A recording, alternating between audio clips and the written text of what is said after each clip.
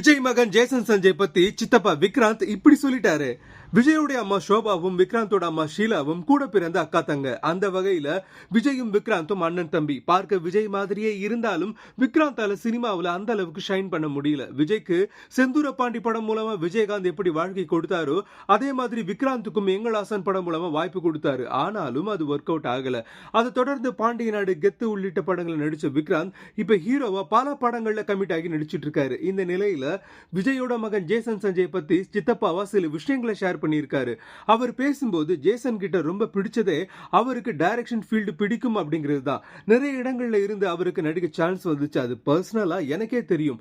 ஃபியூச்சர்ல அவர் நடிக்க கூட வாய்ப்பு இருக்கு. ஆனா டைரக்டர் தான் ஆவேன்னு உறுதியா இருக்காரு. அவரோட அப்பா மிகப்பெரிய ஸ்டார். ஆனா அப்பாவோட பெயர்ல வளரக்கூடாது அப்படிங்கிற எண்ணத்துல அவர் இருக்கிறது பெரிய விஷயம். அவர் ரொம்ப நல்லவர், அமைதியா தான் இருப்பாருன்னு ஜேசன் சஞ்சயை புகழ்ந்து பேசியிருக்காரு விக்ராந்த்.